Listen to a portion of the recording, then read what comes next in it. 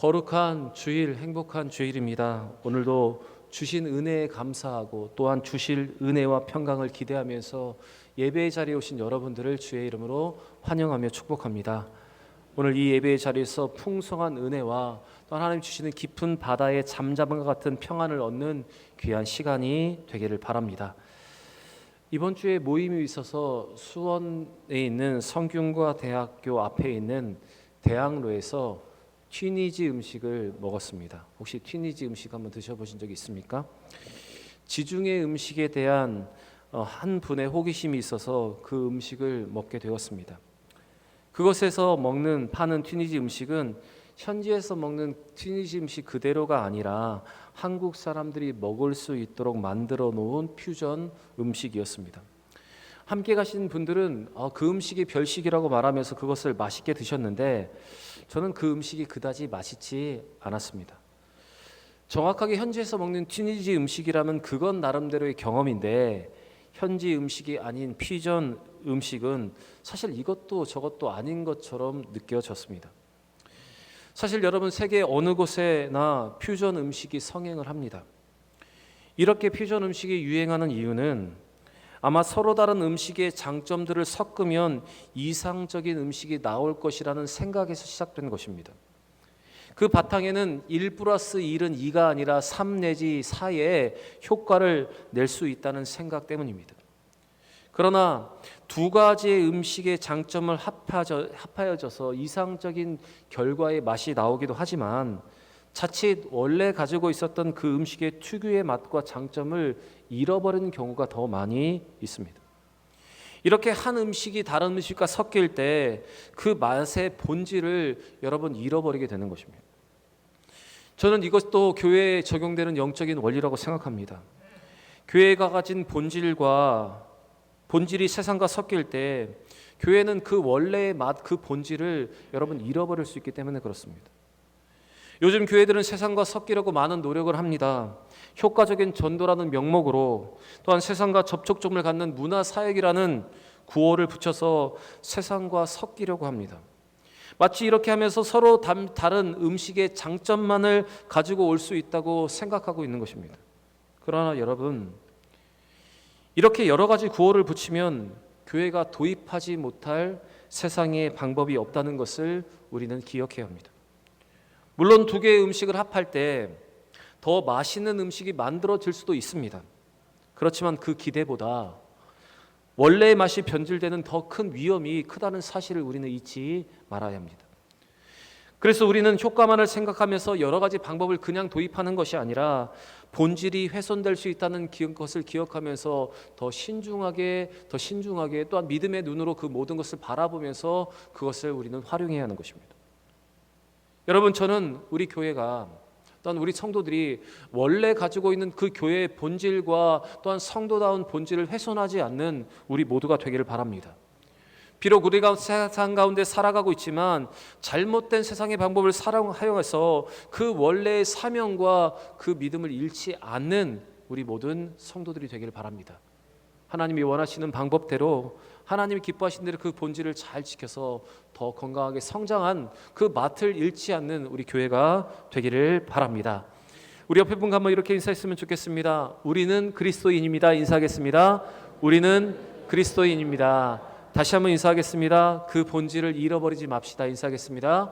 그 본질을 잃어버리지 맙시다. 기드온과 300명의 용사들은 도망하고 있는 미디안의 군사들을 추격합니다. 특별히 그들의 왕이었던 세바와 살문나를 추격하고 있었습니다. 그러한 추격의 과정에서 그들은 자기네 민족이었던 숫곳 사람과 분우엘 사람들에게 떡과 물을 제공해 달라는 부탁을 합니다. 그러나 숫곳과 분우엘 사람들은 그 요청을 거절하고 그들을 조롱하기까지 했습니다. 기드온은 세바와 살문나를 잡아서 돌아오는 길에 그가 경고한 대로 숫곳과 분우엘을 엄히 징계를 합니다. 그리고 그곳에서 세바와 살문나도 심판을 하고 그들을 죽입니다. 미디안은 비록 패전하고 쫓기고 있었지만 그들의 숫자는 기드온의 용사 300명에 비해서 약 50배나 많은 군사를 가지고 있었습니다. 오늘 본문 10절의 말씀을 보시면 이미 전쟁에서 12만 명이 죽었지만 그들에게 남은 군사가 15,000명이 있었다라고 기록을 하고 있습니다. 우리 10절 말씀 같이 한번 읽겠습니다. 이때에 세바와 살문나가 갈골에 있는데 동방 사람의 모든 군대 중에 칼 든 자 12만 명이 죽었고 그 남은 15,000명 가량은 그들을 따라와서 거기에 있더라. 생각을 해보면 숫곳과 분우엘 사람들이 말한 대로 300명의 용사들이 15,000명을 상대로 이길 수 있는 확률은 너무 낮았습니다. 게다가 기드온의 용사들은 피곤하고 극도로 피곤하며 또한 먹을 것을 먹지 못해서 굶주린 상태였습니다. 하지만 기드온은 추격을 포기하지 않았고 또 한 번의 기습작전을 통해서 이들을 완전히 섬멸했습니다. 그것이 11절과 12절의 기록입니다. 이것은 미디안의 전쟁이 처음부터 하나님의 능력과 인도하심 가운데 있는 전쟁임을 우리에게 보여주는 대목이기도 하고, 또한 이 모습은 하나님의 대적을 향해 기드온이 가졌던 삭지하던 분노가 어떤 것이었는가를 분명히 보여줍니다. 기드온과 300용사들은 그 군대를 완전히 섬멸한 후에 미디안의 왕이었던 세바와 살문나를 잡아 돌아옵니다. 기드온은 미디안 왕 세바와 살문나를 잡아서 돌아오는 길에 숫곳으로 잡아 끌고 들어가 그가 경고했던 대로 떡과 물을 달라고 요청하였는데 거절했던 그들을 조롱했던 사람들을 색출해내기 시작합니다. 그리고 그들에게 오늘 이렇게 말을 합니다. 우리 15절 말씀도 같이 한번 읽어보겠습니다. 15절입니다. 기드온이 숫곳 사람들에게 이르되 너희가 전에 나를 희롱하여 이르기를 세바와 살문나의 손이 지금 내 손 안에 있다는 거냐? 어찌 우리가 내 피곤한 사람들에게 떡을 주겠느냐 한 그 세바와 살문나를 보라 하고, 오늘 기드온의 이와 같은 모습은 하나님의 능력을 조롱하는 자에게 반드시 하나님의 영광을 보여주고 말겠다는 오늘 기드온의 결의가 보여주고 있습니다. 지난 시간에도 말씀드렸듯이 숫곳과 분우엘 사람들은 300명의 군사가 아무리 용감하고 능력이 있다고 해도 15,000명의 군사를 무찌를 수 없다고 그들은 생각을 했습니다. 그들은 분명 하나님이 이루신 불가능해 보이는 미디안과 전쟁에서의 승리의 소식을 듣고도 이것을 믿지 못했고, 어쩌면 그들은 기드온을 신뢰하지 못했을 뿐만 아니라 그 전쟁을 주도하고 계신 하나님을 믿지 못하고 있었던 것입니다. 지금 기드온은 그들의 이러한 불신앙과 그들의 교만에 대해서 지적을 하고 있는 것입니다. 이처럼 대적과 철저하게 싸우고 사탄을 조롱하는 이 기드온의 모습은 죄와 싸우기는 싸우지만 피 흘려 끝까지 싸우지 아니하는 요즘 현대의 그리스도인들의 모습, 하나님의 명예가 실추된 것에 대해서 무관심한 그 심령들을 부끄럽게 만드는 행동이라는 사실을 여러분 우리는 기억해야 합니다. 여러분, 우리는 죄와 싸우되 피 흘리며 끝까지 싸우지 않는 우리의 연약함을 봅니다. 그리고 하나님의 명예와 하나님의 나라를 위해서 우리가 싸워야 하는데 내가 아니라 누구도가 할 수 있다는 그 마음을 가지고 무관심한 경우가 많이 있습니다. 오늘 기드온이 한 이 모든 행동은, 그가 숫곳과 분우엘 사람들에게 한 이 행동은 바로 우리에게 이 연약함에 대해서 다시 한번 우리를 깨우는 귀한 말씀입니다. 사랑하는 여러분, 오늘 주시는 이 말씀이 죄와 싸우되 피 흘리기까지 끝까지 싸울 수 있는 믿음으로 다시 한번 결단하고 하나님의 명예가 실추되는 것에 대해서 무관심하며 살아가는 것이 아니라 적극적인 관심을 가지고 헌신할 수 있는 우리 모두가 되기를 바랍니다. 기드온은 그가 경고한 대로 숫곳과 분우엘을 엄히 징계를 합니다. 우리 16절과 17절의 말씀을 같이 읽겠습니다. 그 성읍의 장로들을 붙잡아 들가시와 찔레로 숫곳 사람들을 징벌하고 분우엘 망대를 헐며 그 성읍 사람들을 죽이니라. 하지만 엄밀하게 보면 그들이 한 일이라곤 미디안과 싸우는 기드온의 군대를 돕지 않은 것뿐입니다. 조금 더 자세하게 말씀드리면 떡과 물을 제공해 달랐을 때 그것을 거절한 것, 그리고 그들을 조롱한 것밖에 사실 그들이 한 것이 없습니다. 그들은 기드온의 군대에게 직접적인 피해를 주지 않았습니다. 그런데 오늘 여러분 이 말씀에서 중요히 보아야 하는 것은 바로 이것이 그들의 심판을 면하게 해주지는 못했다는 것입니다. 어쩌면 그들에게 죽을 이유가 없어 보이지만 이것이 그들에게 심판의 이유가 되었다는 사실을 여러분 우리는 기억해야 합니다. 여러분, 오늘날 신자 중에는 이기적인 숙곡과 분노의 사람들처럼 자신의 안녕만을 생각하며 하나님의 거룩한 전쟁에 조금도 헌신하지 않는 사람들이 적지 않습니다. 자기만 구원받으면 된다는 생각에 헌신하지 않는 사람들이 많이 있습니다. 그래서 점점 익명의 그리스도인들이 많아지고 자신이 그리스도인이라 말하지만 교회에 가지 않는 가난한 성도들이 점점 많아지는 것이 현실입니다. 그러나 여러분, 분명한 것은 그리스도 예수의 승리의 날이 이를 때에 이러한 모습은 반드시 정죄받게 될 것이라는 사실을 우리는 알아야 합니다. 적극적으로 헌신하지 않고 섬기지 않는 것에 대해서 하나님 그것을 심판하게 될 것임을 우리는 깨달아야 합니다. 지난주 오후 예배에 말씀드렸던 마태복음 25장의 말씀을 보시면 예수님은 마지막 때의 비유를 통해서 이렇게 그들에게 말씀을 하십니다. 우리 마태복음 25장 44절부터 45절의 말씀을 같이 한번 읽어보겠습니다. 그들도 대답하여 이르되 주여 우리가 어느 때에 주께서 줄이신 것이나 목마르신 것이나 나그네 되신 것이나 헐벗으신 것이나 병드신 것이나 옥에 갇히신 것을 보고 공양하지 아니하더이까. 이에 임금이 대답하여 이르시되 내가 진실로 너희에게 이르노니 이 지극히 작은 자 하나에게 하지 아니한 것이 곧 내게 하지 아니한 것이니라 하시니라. 마지막 때의 영벌에 들어가길 사람들이 항변을 합니다. 주여 우리가 어느 때에 주께 공양하지 않았습니까? 그때 예수님은 그들을 향해 말씀하십니다. 지극히 작은 자 하나에게 하지 않은 것이 곧 내게 하지 아니한 것이라 분명하게 말씀을 하십니다. 여러분, 오늘 이 숙곡과 분노의 사람들에게 임한 심판은 바로 오늘 이 예수님의 말씀과 일맥상통한 말씀입니다. 여러분, 헌신하지 않는 것도, 지극히 작은 자를 돕지 않는 것도 여러분 심판의 이유가 될 수 있다는 사실을 기억하면서 지극히 작은 자를 섬기고 또한 하나님의 나라와 그의 영광을 위해서 적극적으로 헌신할 수 있는 여러분과 저의 삶이 되기를 바랍니다. 오늘 본문 18절부터의 말씀을 보시면 대적의 괴수인 세바와 살문나에 대한 심판과 처형이 기록되어 있습니다. 기드온은 세바와 살문나에게 과거 다볼산에서 그가 저지른 살인 사건에 대해서 추궁을 합니다. 그리고 그들이 기드온의 친형제들을 죽인 사실 그것을 자백을 받아냅니다. 그들이 자백한 내용은 기드온의 형제들이 미디안을 피해서 산속의 은신처에 있다가 발각되어서 죽임을 당했던 그 내용이었습니다. 그런데 이러한 그들의 자백과 이들의 처형에 앞서서 기드온은 그들에게 이런 말을 합니다. 19절에 기록되어 있는데 내가 여호와의 살아계심을 두고 맹세하노니 너희가 만일 그들을 살렸더라면 나도 너희를 죽이지 아니하였으리라 라고 말을 합니다.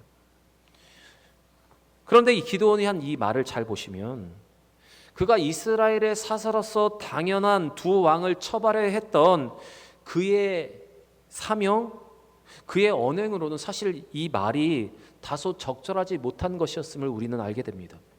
여러분, 이미 벌어진 일이고 이 일로 인해서 하나님이 그들을 심판하고 계신데 기도는 만약 과거에 그들이 그렇게 하지 않았다면 목숨을 부죄할 수 있을 것이라는 이 말은 하나님의 뜻이 아니라 자기의 감정을 나타내고 있는 부적절한 말이었습니다. 그리고 계속해서 말씀을 보시면 그리고 두 왕에 대한 심판의 과정 속에서도 기드온은 또 한 번 부적절한 적절하지 못한 행동을 합니다. 그것이 20절의 기록인데 미디안의 왕들에 대한 사형을 자기 장남에게 바로 집행하도록 한 것입니다. 우리 20절 말씀을 같이 한번 읽어보겠습니다. 그의 맏아들 여델에게 이르되 일어나 그들을 죽이라 하였으나 그 소년이 그의 칼을 빼지 못하였으니 이는 아직 어려서 두려워함이었더라. 말씀에서 알 수 있듯이 기드온의 아들 여델은 아직 어린 소년이었습니다. 그는 자기 칼조차도 빼지 못하는 어린 자였고 아직 용기가 없는 사람이었습니다. 그런 아들에게 이런 명령을 내리는 것은 너무나 지나친 것이었습니다.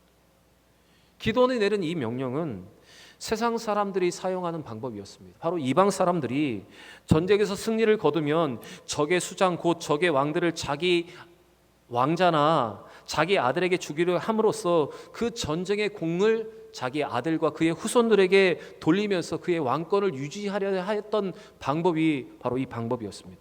그런데 기드온도 하나님을 섬기는 사람으로서 이 이방의 방법들을 따라서 이렇게 행하고 있는 것입니다. 이것은 여러분 적절하지 않는 믿음의 행동이었습니다. 결국 기드온은 세바와 살문나를 자기의 손으로 직접 죽입니다. 그 다음에 또다시 적절하지 못한 행동을 그는 하고 있는데 기드온은 미디안의 두 왕을 죽이고 그 후에 그들의 낙타에 있었던 그 장식, 초승달 장식을 떼어서 자기가 그것을 전리품으로 가져갑니다. 우리 21절 말씀 같이 한번 읽어보겠습니다. 세바와 살문나가 이르되 내가 일어나 우리를 치라. 사람이 어떠하면 그의 힘도 그러하니라 하니 기드온이 일어나 세바와 살문나를 죽이고 그들의 낙타 목에 있던 초승달 장식을 떼어 가시니라. 여러분, 그들이 낙타의 장식을 하고 있었던 초승달 장식은 미디안의 월신 숭배와 관련되어 있는 물품입니다. 이것 자체가 우상이며 우상 숭배의 도구였습니다. 그 당시에 이방 나라와 모든 전쟁에서 이긴 나라들이 하는 행동은 왕들이 가지고 있었던 전리품을 자기의 전리품으로 삼으면서 자기의 공로를 높이는 것이 바로 이 세상의 방법이었습니다. 그런데 오늘 이 기드온의 모습을 보면 창세기 35장 4절에서 야곱이 베델로 올라가 하나님을 만날 때 그와 그의 가족들이 가지고 있었던 작은 우상과 그의 장식물 곧 드라빔과 귀고리를 세겜 땅 모래 상수리 나무 아래에 묻은 것과는 여러분 대조가 되는 일입니다. 비록 세상 사람들이 모두 다 하는 일이라 하더라도 그 초승달 장식이 우상을 숭배하는 것이었다면 그것을 과감하게 소유하지 않는 것, 바로 그것이 기드온의 모습이어야 했는데 기드온은 하나님께 위임을 받은 지도자로서 적절하지 못한 행동을 하였던 것입니다. 여러분, 오늘 이 기드온의 모습을 보시면서 우리가 기억해야 하는 것은 인간은 스스로 온전한 심판자가 될 수 없다는 사실입니다. 그리고 때때로는 우리가 세상의 방법을 잘못 알고 그것을 교회에 또한 우리의 삶에 도입하려 한다는 우리의 연약함이 이와 같은 연약함이 있다는 것을 우리는 기억해야 합니다. 여러분, 오늘 이 기드온의 적절하지 못한 세 가지 행동을 보시면서 혹시 우리의 삶 가운데 아직도 세상과 합하려는 세상의 것을 도입하려는 우리의 연약한 모습이 있다면 이러한 모든 것들을 내려놓고 온전히 하나님만 섬기고 기독교인으로서 믿음의 성도로서 교회로서 본질을 잃지 않는 여러분과 저의 삶이 되기를 바랍니다. 그러나 기드온에게 실수만 있는 것이 아니었습니다. 그는 분명 온전한 신앙의 본질을 잘 지키는 사사였습니다. 22절의 말씀을 보시면 위대한 승리를 거두고 돌아온 기드온에게 백성들은 세습 군주가 되어 달라고 요청을 하고 있습니다. 우리 22절 말씀 같이 읽겠습니다. 그때 이스라엘 사람들이 기드온에게 이르되 당신이 우리를 미디안의 손에서 구원하셨으니 당신과 당신의 아들과 당신의 손자가 우리를 다스리소서 하는지라. 이러한 이스라엘 백성들의 모습은 기드온을 왕으로 추대하여 그의 아들과 그의 손자가 자기들을 다스려 달라는 요청이었습니다. 그런데 그를 왕으로 추대하는 이 백성들의 움직임은 보이지 않는 하나님, 그들의 온전한 왕이신 하나님을 보다는 사람을 더 신뢰하려는 불신앙의 행동에서 비롯된 것입니다. 사실 여러분, 이스라엘의 왕은 하나님 한 분이십니다. 그들을 다스리시는 왕은 오직 하나님이십니다. 그런데 그들은 눈에 보이지 않는 그들의 왕 하나님을 신뢰하지 못하고 눈에 보이는 왕을 구하고 있는 것입니다. 이것은 사무엘 상에서 왕을 구하였던 이스라엘 백성들과 동일한 모습입니다. 이때 기드온은 그들을 향해서 이렇게 대답을 합니다. 여호와께서 너희를 다스리시리라. 여호와께서 너희를 다스릴 것이라 말하면서 그는 이 달콤한 유혹을 거절했습니다. 23절 말씀 같이 읽겠습니다. 기드온이 그들에게 이르되 내가 너희를 다스리지 아니하겠고 나의 아들도 너희를 다스리지 아니할 것이요 여호와께서 너희를 다스리시리라 하니라. 오늘 기드온이 한 이 말은 미디안을 무찌른 그 이상의 믿음의 행동이었습니다. 그는 참으로 인간이 누구를 섬겨야 하며 누가 인간을 다스려야 하는지를 분명히 알고 있었던 지도자였습니다. 기드온은 그 유혹의 순간에 하나님을 높일 줄 아는 사사였습니다. 그는 이스라엘의 왕이 누구신가를 분명히 알았고 그것을 백성들에게 분명하게 선포하고 있었던 것입니다. 어쩌면 이것이 사사로서 이스라엘을 가장 오래 다스릴 수 있었던 이 기드온이 가지고 있었던 신앙의 기초였습니다. 하나님이 이렇게 겸손한 기드온에게 사사로서 40년을 다스릴 수 있는 은혜를 그에게 베풀어 주셨습니다. 하나님만을 높이려는 이 기드온의 모습은 어떻게든지 자신을 높이려고 하는 이 시대의 우리를 여러분 부끄럽게 하는 일이 아닐 수가 없습니다. 여러분 믿음의 사람들 우리에게 가장 필요한 자기 인식은 바로 하나님이 우리의 왕이시라는 것입니다. 나는 그분 앞에 나는 누구인가, 하나님이 누구인가를 아는 것, 여러분 그것이 우리에게 너무나 중요한 자기 인식입니다. 인간은 하나님의 자리를 대신할 수가 없습니다. 그 자신을 대신하려고 하다 보니 여러분 그것이 문제가 되는 것입니다. 사랑하는 여러분, 오늘 이 기드온의 모습을 보면서 하나님만 높이는, 하나님을 영원한 왕으로 모실 수 있는 그 본질이 훼손되지 않는 여러분과 저의 삶이 되길 바랍니다. 사랑하는 여러분, 우리도 모르는 사이에 세상의 방법을 교회에 접목하여 그것을 더 효과적인 것이라고 기대할 때가 있습니다. 우리는 성도인데 세상의 방법으로 하나님을 섬기려 할 때가 너무나 많이 있습니다. 그러나 여러분, 교회가 또한 성도가 부흥하고 성장하는 비결은 그 본질, 그 원래의 맛을 잃어버리지 않는 것입니다. 비록 기드온이 여러 가지 부적절한 행동을 하였고 실수를 하였다 하더라도 그가 그 본질을 잃어버리지 않았을 때 형통하였던 것처럼 우리가 그 본질을 잃어버리지 않고 교회를 본질을 지켜갈 때 하나님은 우리에게도 이러한 은혜를 주실 줄 믿습니다. 그리고 오늘 주신 이 말씀 가운데 지극히 작은 자 하나에게 한 것이 내게 한 것이라는 그 말씀을 통해서 우리는 적극적인 헌신과 적극적인 섬김을 해 나가야 할 것입니다. 사랑하는 여러분, 이번 명주 한 주를 보내면서 본질을 잃어버리지 않고 그리스도인으로서 온전히 하나님을 섬겨 하나님께 영광을 돌리는 여러분과 저의 삶이 되기를 원합니다. 여러분, 취할 수 있는 것이 있고 취하지 못하는 것이 있습니다. 비록 세상 사람들과 어울려야 한다고 말하면서 우리가 하는 행동 중에 적절하지 못한 행동들이 있다면 그것들을 과감히 내려놓고 빛과 소금의 맛을 잃지 않는 여러분과 저의 삶, 또 하나님께 영광 돌리는 삶이 되시기를 주의 이름으로 간절히 축원합니다.